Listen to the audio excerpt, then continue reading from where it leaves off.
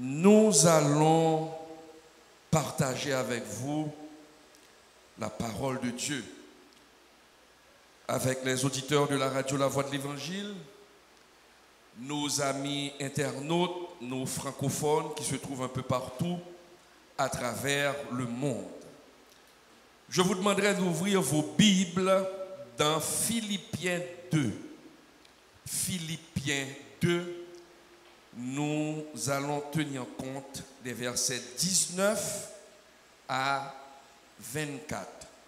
Philippiens 2, versets 19 à 24. Je lis pour vous.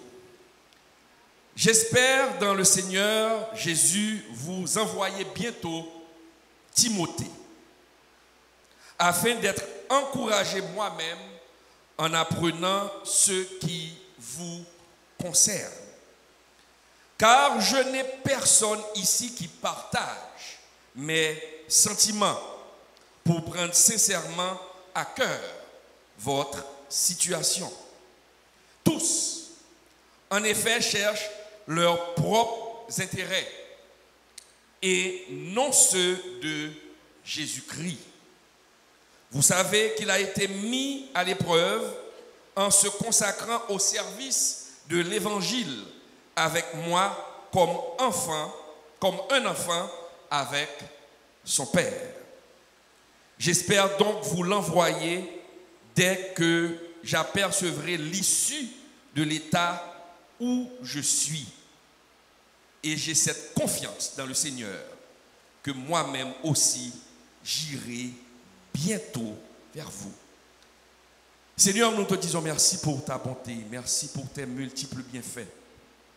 Merci encore, Seigneur, pour cette possibilité que tu nous donnes de partager ta parole avec ton peuple, avec les auditeurs de la radio La Voix de l'Évangile, les internautes, Seigneur Dieu.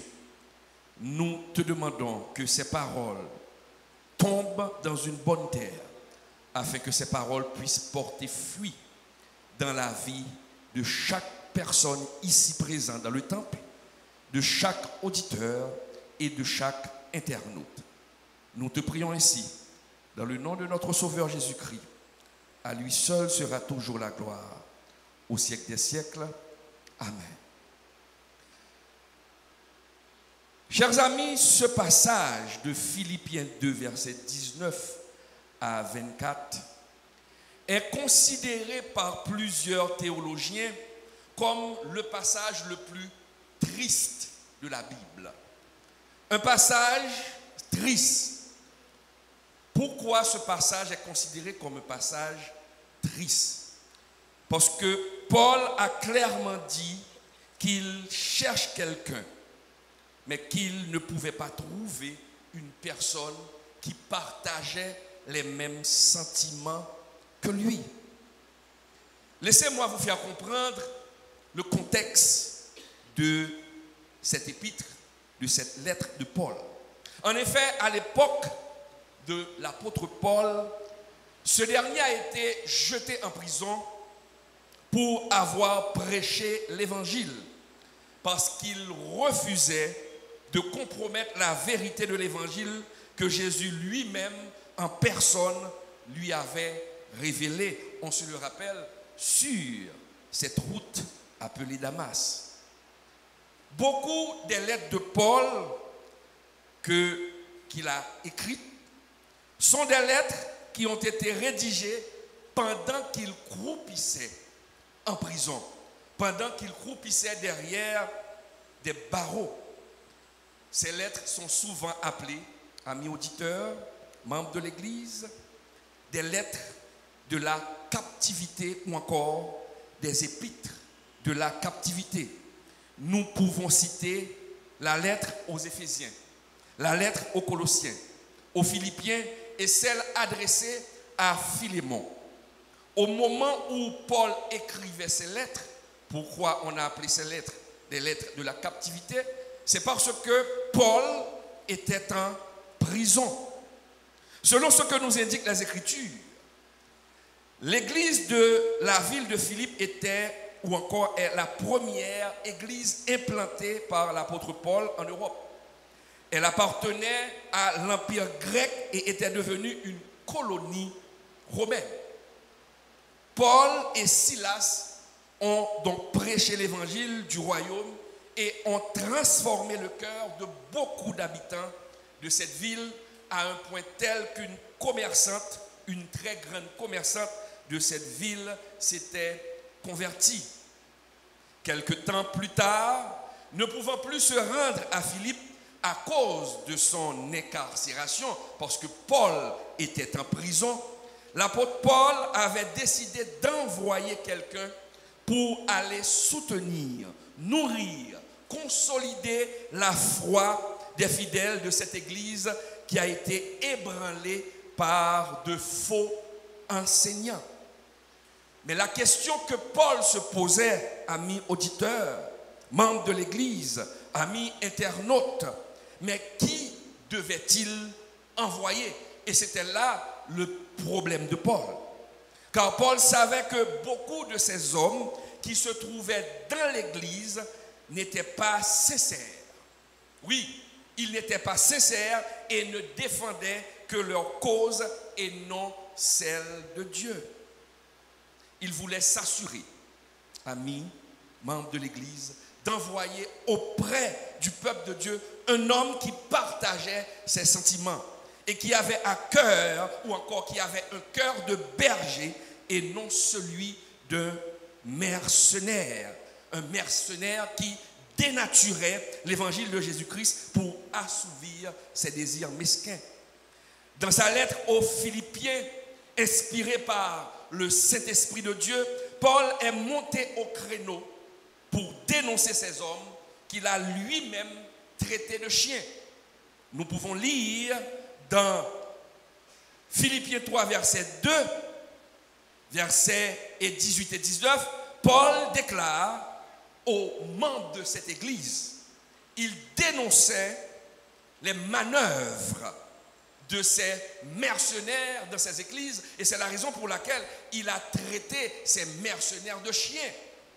Il a dit, prenez garde aux chiens, prenez garde aux mauvais ouvriers, prenez garde aux faux circoncis, car il en est plusieurs qui marchent en ennemis de la croix de Christ. Je vous en ai souvent parlé et j'en parle maintenant encore en pleurant. Leur perdition sera, leur fin sera la perdition. Ils ont pour Dieu leur ventre. Ils mettent leur gloire dans ce qui fait leur honte. Ils pensent qu'aux choses de la terre. Mes chers amis, Paul voulait défendre la parole. Paul voulait qu'on dise la vérité. Et nous comprenons que Paul voulait prévenir les chrétiens de la présence de ces mercenaires au sein de l'Église, de la présence de ces faux prophètes qui défendaient seulement leur intérêt. Donc Paul ne pouvait pas faire confiance à aucun des dirigeants de l'Église de la ville de Philippe, car il savait pertinemment, comme nous l'avions déjà dit, qu'ils ne défendaient que leurs besoins de leur ventre, et non celui du peuple, encore moins celui de Jésus-Christ. Paul, en réfléchissant en prison, il s'est dit que la seule personne qui partageait les mêmes sentiments que lui n'était autre que le jeune Timothée. Ce dernier n'était pas corrompu, comme la majorité des dirigeants de l'église de Philippe.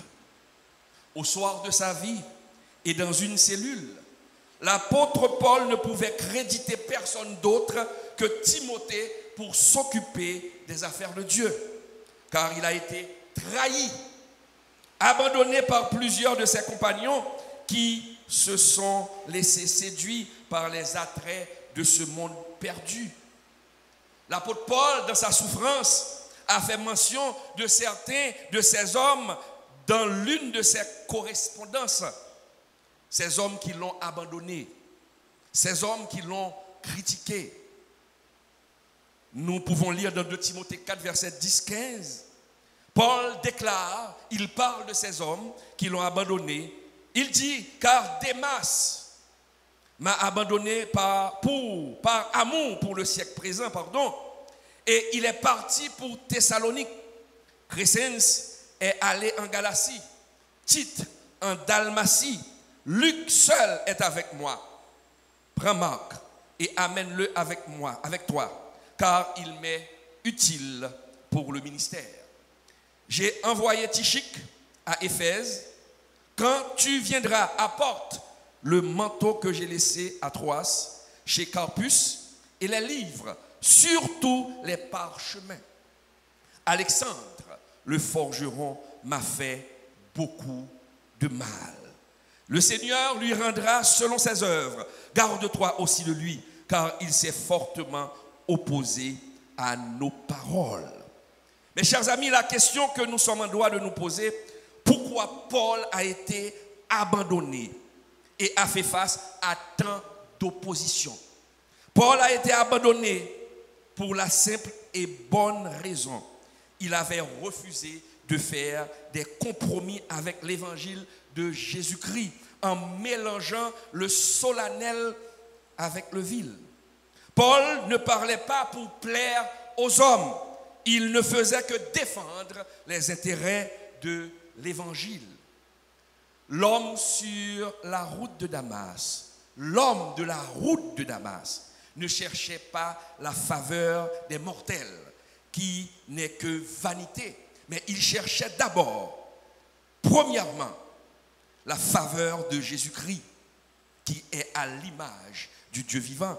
Et c'est la raison pour laquelle Paul l'a dit à qui voulait l'entendre. Et maintenant, est-ce la faveur des hommes que je désire ou celle de Dieu? Est-ce que je cherche à plaire aux hommes? Et si je plaisais aux hommes, je ne serais pas serviteur de Christ. Paul cherchait à plaire aux hommes. Paul ne cherchait pas à plaire aux hommes, il cherchait à plaire à Dieu.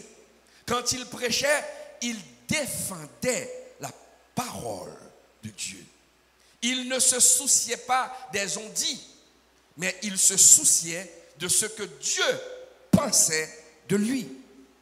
Aujourd'hui, mes chers amis, aujourd'hui, amis auditeurs de la radio La Voix de l'Évangile, en plein 21e siècle, on se demande, et je me demande, où sont passés les Paul? Où sont passés les Timothée? Il y a effectivement, malheureusement, c'est avec pincement de cœur que je le constate, que nous le constatons, qu'il y a une carence d'hommes intègres dans nos assemblées. Nous croisons sur notre chemin beaucoup plus de Démas. Nous croisons beaucoup plus sur notre chemin, beaucoup plus de forgerons, des hommes qui ne défendent nullement les intérêts de Jésus, mais utilisent le nom du Seigneur pour assouvir leurs propres désirs. Certes, il faut le reconnaître, il existe une catégorie d'hommes qui ont bien débuté dans le ministère et dont leur marche avec Dieu était un exemple. Mais en cours de route, ils ont dévié, ils ont pris un autre chemin. Ils ont abandonné le Seigneur par amour, comme Démas pour le siècle présent. Ces hommes s'enrichissent au détriment de la misère du peuple et le pire, en dénaturant le message de l'Évangile. D'autre part, il y a une autre catégorie d'hommes qui n'ont reçu aucun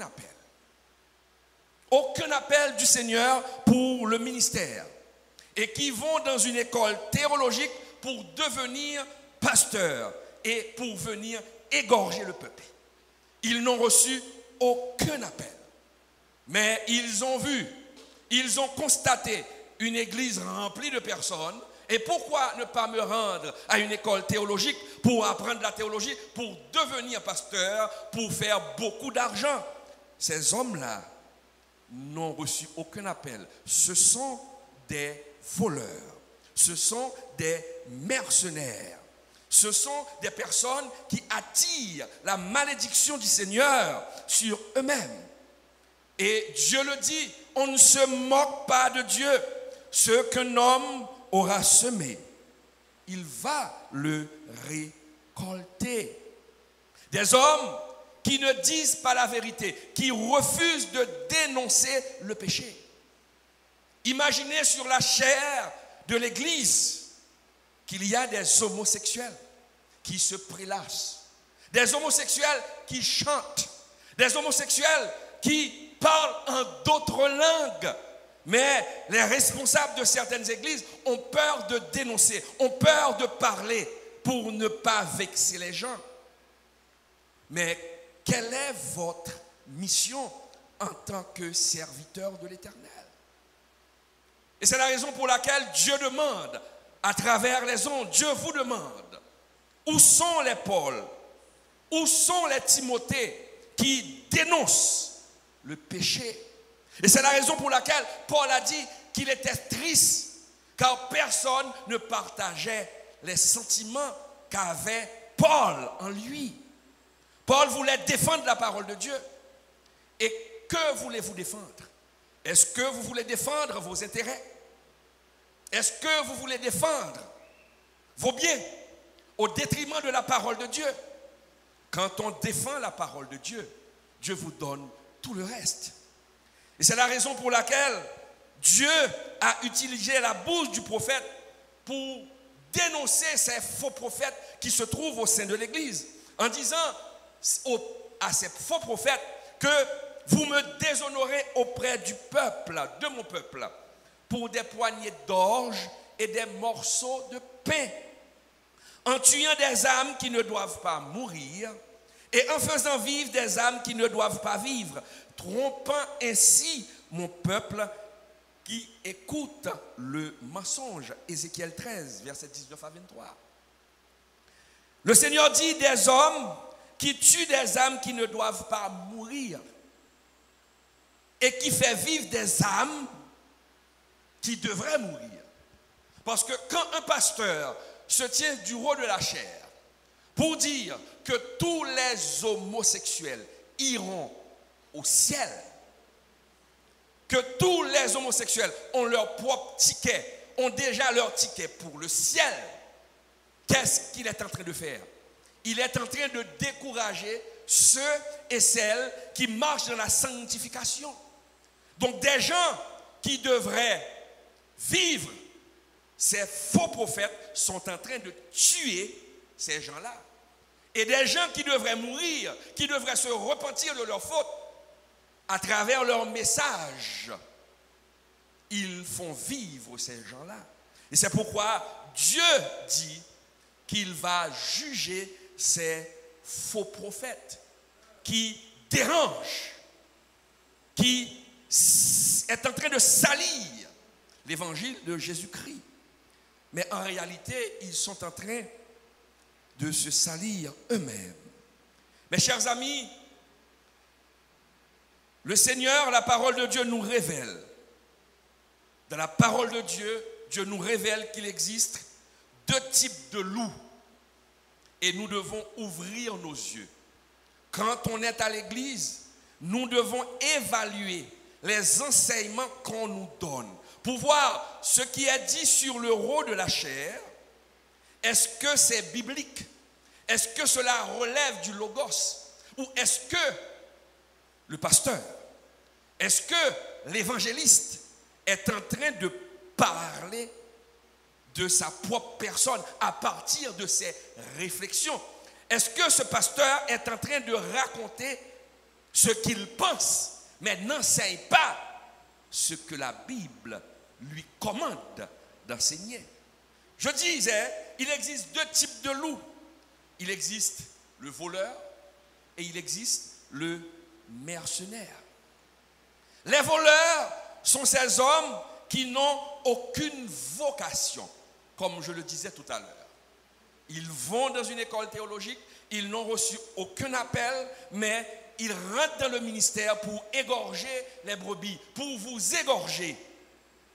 Ce sont des voleurs qui n'ont aucune vocation. Et ces voleurs ne se soucient pas du bien-être des fidèles. Si ces voleurs doivent tuer pour atteindre leur objectif, ils le feront. S'ils doivent tuer pour défendre leurs intérêts, ils le feront. Ils le feront parce qu'ils n'ont pas de conscience. Les voleurs n'ont jamais de conscience. Jésus a clairement dit, a clairement défini les actions des voleurs. Si nous lisons Jean 10, versets 1er à 8, que nous dit le Seigneur Jésus au sujet des voleurs? Il dit, en vérité, je vous le dis, celui qui n'entre pas par la porte dans la bergerie, mais qui y monte par ailleurs, est un voleur et un brigand. Le voleur ne vient que pour dérober, égorger, détruire.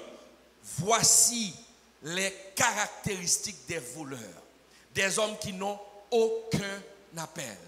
Je me rappelle dernièrement qu'il y avait un certain prophète qui faisait boire aux fidèles l'eau de ses pieds pour soi-disant trouver une guérison. Et quelque temps plus tard, ce prophète, la police est en train de chercher ce prophète pour association de malfaiteurs. Raison pour laquelle vous autres, vous devez ouvrir vos yeux. Vous devez demander à Dieu l'esprit de discernement pour qu'on ne vous donne pas des vessies pour des lanternes.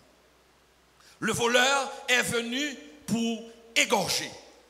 Le voleur est venu pour vous tuer. Le voleur ne s'inquiète que du contenu de vos poches, mais ne s'inquiète pas du contenu de votre cœur. Quelle est votre situation? Comment vivez-vous? On vous donne des paroles pour vous faire plaisir, mais jamais des paroles pour vous pousser à changer, jamais des paroles pour vous pousser à réfléchir sur votre vie. Le voleur, nous devons identifier les voleurs. J'ai entendu un voleur qui a dit du haut de la chair, si une jeune fille a un enfant et qu'elle ne peut pas trouver de quoi donner à cet enfant à manger, que cette jeune fille aille coucher avec plusieurs hommes. Ça, c'est la déclaration d'un voleur. C'est un voleur, un mercenaire voleur qui ne travaille que pour de l'argent. Mais il y a un autre type de mercenaire. Le mercenaire, lui, n'est pas forcément un voleur. Un voleur est un mercenaire. Mais le mercenaire, lui, n'est pas forcément un voleur parce que le mercenaire, il peut recevoir un appel de Dieu. Il peut bien commencer dans le ministère et ensuite mal finir sous l'influence du monde. C'est ce qui est arrivé à Démas. Le mercenaire, il a reçu un appel, mais il utilise son don pour soutirer injustement de l'argent au peuple de Dieu. Toutes les actions de ce type de personnage ne sont motivées que par le gain. Ils veulent faire de l'argent. Le mercenaire ne travaille que pour recevoir de l'argent. Et à la vue d'un danger, quand le mercenaire voit un danger, au lieu de barrer la route, au lieu de se mettre en croix pour protéger les brebis, il s'enfuit parce qu'il ne travaille que pour de l'argent. Il est le premier à mettre les voiles. Il est le premier à se laver les mains en jetant la responsabilité sur d'autres personnes, comme l'avait fait le roi Saül. On se le rappelle, amis auditeurs, membres de l'église de Dieu de Delma 17, on se le rappelle que Saül avait reçu l'ordre du Seigneur de tuer tous les animaux des ennemis d'Israël. Mais le roi, par convoitise, avait décidé autrement. Dieu avait dit à Saül de tuer, de passer par interdit tous les animaux. Mais il a fait autrement. Il n'a pas obéi. Il a gardé les meilleurs. bêtes, les meilleurs animaux. Et quand sa faute a été découverte, quand sa faute a été révélée, quand Samuel a découvert la faute de Saül, Saül, au lieu de se repentir et de reconnaître son péché, qu'est-ce qu'il avait fait? Il avait accusé le peuple. Quand on est leader, on est responsable. Et ce qui se passe dans le ministère est sous votre responsabilité. S'il y a quelque chose de mal dans le ministère, et si ça passe mal, même quand ce n'est pas vous le responsable, même quand vous n'êtes pas le responsable de l'action néfaste, mais on va demander qui est le leader de cette église. Donc, directement, vous êtes le responsable. Un vrai responsable assume ses responsabilités, mais ce que Saül n'a pas fait. Et regardez ce que Saül a dit quand, dans 1 Samuel 15, verset 14-15. Samuel dit, qu'est-ce donc que ce bêlement de brebis qui parvient à mes oreilles? Et ce mugissement de bœuf que j'entends? Saül répondit, ils les ont emmenés de chez les Amalécites. Ils les ont emmenés. Ce n'est pas je les ai emmenés. Ils les ont emmenés. Il retire, il s'écarte de sa responsabilité en jetant la faute sur le peuple. Il a dit, parce que le peuple a épargné les meilleures brebis et les meilleurs bœufs afin de les sacrifier à l'Éternel ton Dieu. Qu'est-ce que Dieu avait dit? Dieu avait dit d'éliminer toutes les bêtes, tous les animaux. Qu'a dit Saül? Le peuple a pris ces bêtes, a pris ces animaux pour les sacrifier à Dieu. Non, Dieu n'a pas besoin de vos sacrifices. Dieu a besoin de votre obéissance. Aujourd'hui, on n'apporte pas des animaux sur l'autel. On apporte nos offrandes. On apporte de l'argent. Mais si vous vivez dans l'impudicité, si vous vivez dans l'adultère, que nous dit la Bible? Celui qui est marié ne doit pas se prélasser dans l'adultère. Celui qui est marié ne doit pas aller convoiter ou ne doit pas aller coucher avec une autre femme. C'est ce que dit la Bible. Jeune fille, jeune garçon, que nous dit la Bible? Il faut attendre le mariage pour entrer en relation sexuelle. Mais si vous forniquez, vous êtes en train de désobéir. Et même quand vous apportez votre argent à l'église, même quand vous apportez des millions, vos millions ne pourront pas effacer votre faute. Parce que vos millions n'auront aucune valeur aux yeux de Dieu. Parce que ce que Dieu vous a défendu de faire, c'est ce que vous faites. Et bien c'est ce qu'a fait Saül. Oh, les animaux étaient donnés pour un sacrifice au Seigneur.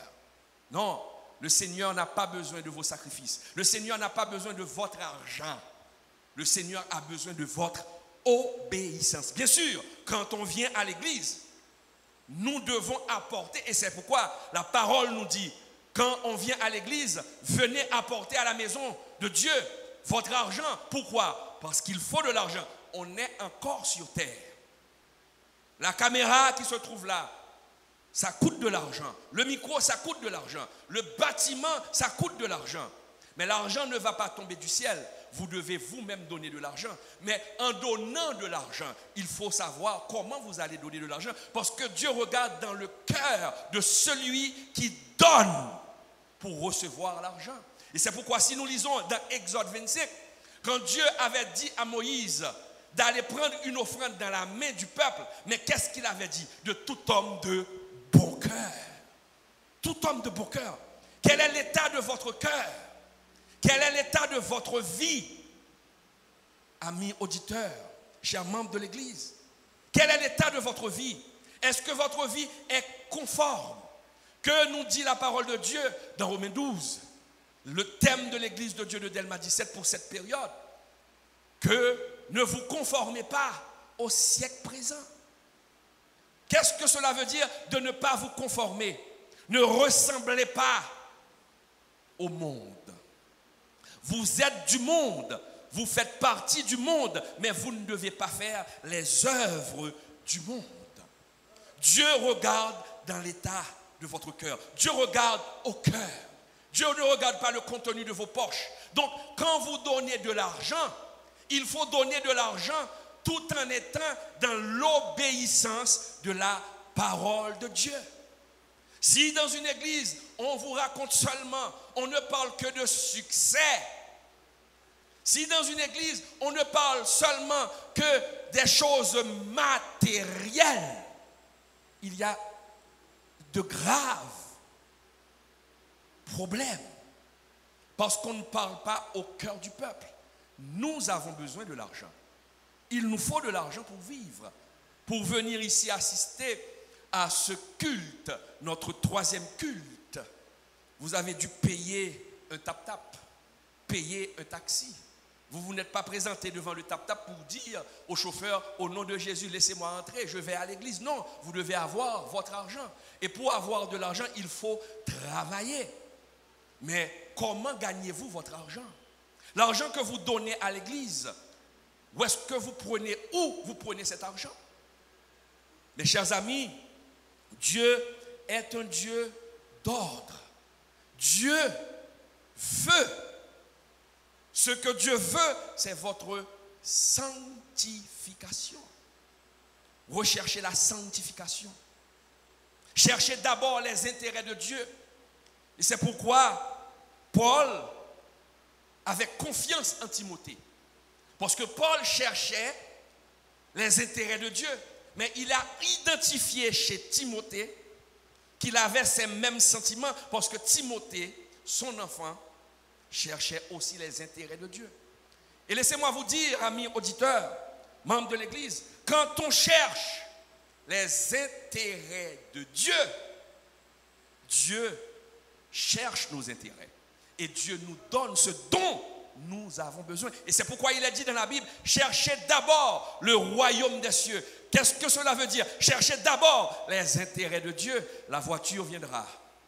Le visa viendra, l'argent viendra, la maison viendra. Mais cherchez d'abord les intérêts de Dieu. Mais les faux prophètes, les voleurs, vous disent le contraire. Ils vous disent de chercher d'abord les biens de ce monde. Ensuite, on trouvera les biens de Dieu où on va plaire à Dieu. Non, cela ne fonctionne pas ainsi. Nous ne pouvons pas servir Dieu comme nous le voulons. Et c'est la raison pour laquelle vous autres, peuple du Seigneur, membres de l'Église, internautes, quel que soit dans le pays où vous vous trouvez, demandez à Dieu l'esprit de discernement. Il faut agir comme les gens de Béret. Quand vous venez à l'église, il faut analyser ce que dit le pasteur. Il faut analyser ce que dit le prédicateur. Il faut analyser ce que dit l'évangéliste pour voir si ce qu'il dit est conforme avec la parole de Dieu. Mais si vous ne prenez pas le temps de lire la Bible, la théologie n'est pas réservée seulement pour les pasteurs, pour ceux qui ont un appel. Mais la théologie est réservée à tout le monde. Il faut que chaque personne ait une Bible d'étude. Et s'il le faut, acheter des commentaires pour que vous puissiez comprendre la parole de Dieu, pour qu'on ne vous donne pas des vessies pour des lanternes, comme on dit en créole, pour d'abord ananas pour cisane. Mais lorsqu'on ne lit pas la Bible, on ne comprend pas la Bible. On ne prend pas le temps pour étudier la Bible. On va vous donner toutes sortes de paroles qui ne seront pas conformes avec la parole de Dieu. Quand il y a étude biblique, l'église est vide. Le pasteur Paulin, chaque mardi, a une étude biblique ici à l'église de Dieu de Delma 17. Mais des fois, la salle est clairsemée. Mais dès qu'on lance un programme pour une bénédiction, pour le mariage, pour le visa, l'église est bondée. Il y a beaucoup de gens. On cherche seulement les bénédictions, mais on ne cherche pas la bénédiction de Dieu. Apprenez à étudier la parole pour ne pas être trompé. Où il est écrit dans la Bible que nous devons boire l'eau du pied d'un prophète? Où il est écrit dans la Bible qu'on doit verser sur vous du Coca-Cola? hein, pour avoir de la chance. Dites-le moi. Mais puisque vous ne connaissez pas votre Bible, vous ne perdez pas un temps pour lire, pour demander à Dieu l'Esprit Saint pour vous permettre de comprendre la Bible. Les faux prophètes vous conduisent directement dans un trou. Le mercenaire qui ne travaille que pour son argent. Nous devons ouvrir nos yeux. Nous devons demander à Dieu l'esprit de discernement. Sûrement, il y a des prédicateurs, qu'il y a des pasteurs qui se trouvent au bout des ondes, qui regardent l'église, cette prédication sur YouTube. Je vous demande de chercher d'abord les intérêts de Dieu. C'est difficile de chercher les intérêts de Dieu parce que quand on cherche les intérêts de Dieu, les choses ne vont pas bien aller pour vous. Et vous allez voir que les mercenaires, ce sont les mercenaires qui réussissent rapidement. Ce sont les faux prophètes qui font fortune rapidement. Mais quand on sert Dieu avec un cœur sincère, les choses ne sont pas faciles. Mais comme dit la parole, c'est la bénédiction de l'Éternel qui enrichit. Il ne la fait suivre d'aucun chagrin.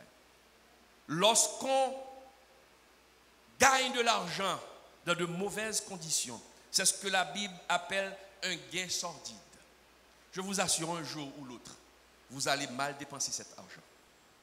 Cherchez d'abord les intérêts de Dieu et votre argent sera béni. Cherchez d'abord les intérêts de Dieu. Vos avoirs seront bénis.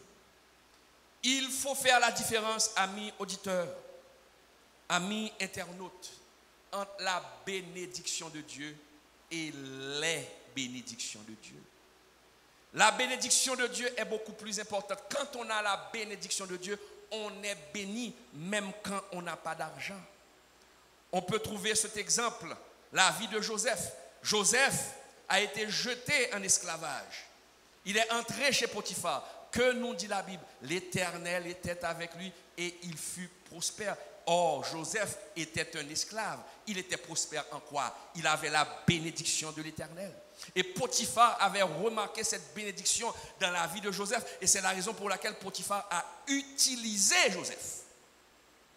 Parce que Joseph était un béni, mais Joseph n'avait rien dans sa main. Tu es béni. Tu es béni, même quand vous n'avez rien. Mais lorsqu'on est béni, on a la bénédiction de Dieu. Il faut attendre que Dieu nous donne ses bénédictions. Quand on parle des bénédictions, il faut voir les choses matérielles. Parce que nous avons besoin aussi des choses matérielles. Mais Dieu, avant de donner ces choses matérielles, il y a une condition. Les bénédictions de Dieu sont souvent conditionnelles. Dieu doit d'abord vous transformer, comme le dit notre thème. Laissez Dieu vous transformer. Et qu'est-ce qui va vous transformer? C'est quand on a la bénédiction de Dieu en nous. C'est ce qui va nous transformer. La bénédiction précède les bénédictions. Quand on a la bénédiction, nous n'allons pas nous prélasser dans la fornication. Quand nous jouissons de la bénédiction de Dieu, nous n'allons pas nous prélasser dans l'adultère. Quand nous avons la bénédiction de Dieu, nous n'allons pas devenir des homosexuels ou se prélasser dans l'homosexualité. Car la bénédiction enlève tout ce qui est mal en nous. Mais beaucoup cherchent les bénédictions, mais ne cherchent pas la bénédiction de Dieu. Que nous dit la parole? C'est la bénédiction. Nous pouvons perdre les bénédictions, mais nous n'allons pas perdre la bénédiction. Parce que nous allons rentrer au ciel avec la bénédiction, non pas avec les choses matérielles. Quand quelqu'un meurt, quand quelqu'un se trouve en 4 planches, est-ce que la personne traîne derrière elle toute sa fortune, toute sa maison, toutes ses voitures? Non. Il y a 2 destinations, soit que vous allez en enfer, soit que vous allez dans l'éternité bienheureuse.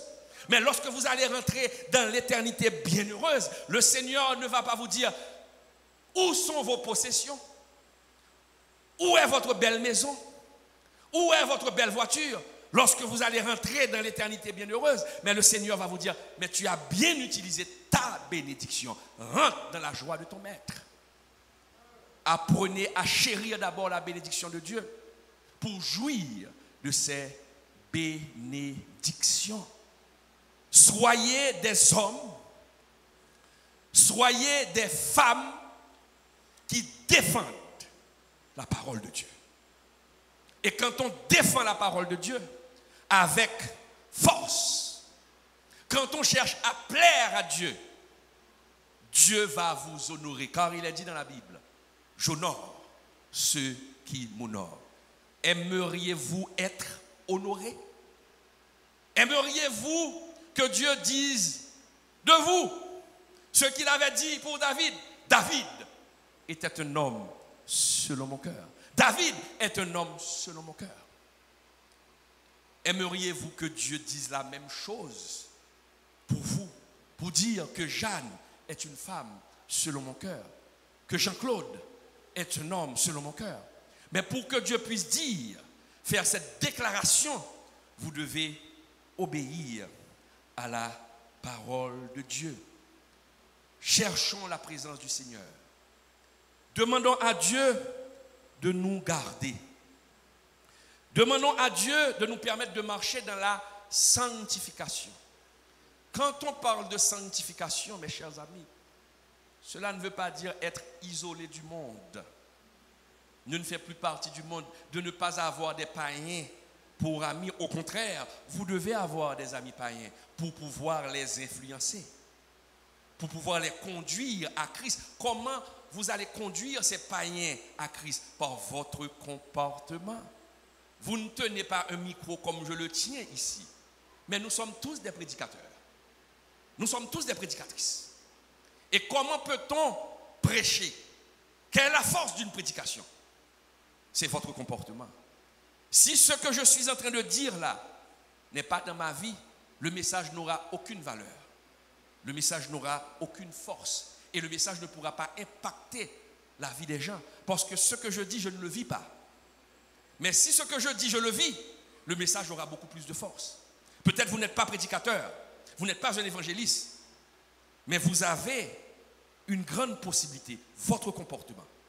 Et vos comportements parlent plus que les mots. Ayez un bon comportement. Cherchez la présence de Dieu. Cherchez d'abord sa présence. Et quand on a la présence de Dieu, nous allons avoir ces bénédictions.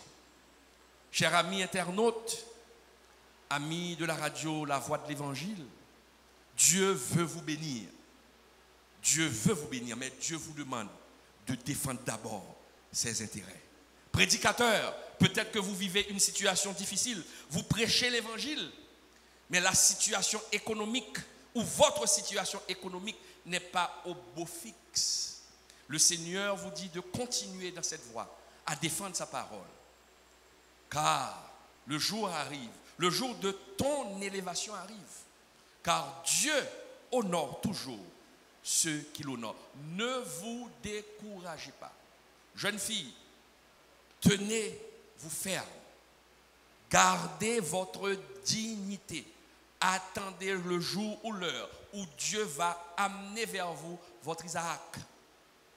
Jeune homme, gardez votre dignité et attendez le jour et l'heure où Dieu va vous apporter votre Rebecca. Attendez.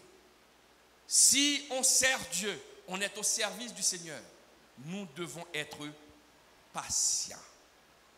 Si vous ne pouvez pas patienter, on ne peut pas être au service de Dieu. Car Dieu, lui, est patient. Imaginez si Dieu n'était pas patient. On se le rappelle ce qu'on avait fait dans le passé, tous les péchés, toutes les bêtises que nous avons faites.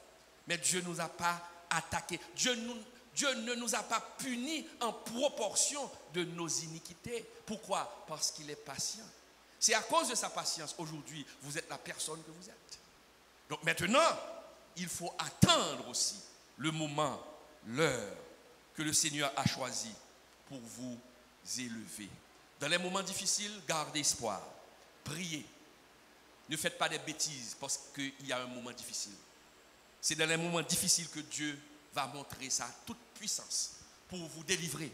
Et vous direz, c'est de l'Éternel que cela est venu. C'est un prodige à nos yeux. L'Éternel est capable. Que le Seigneur vous bénisse.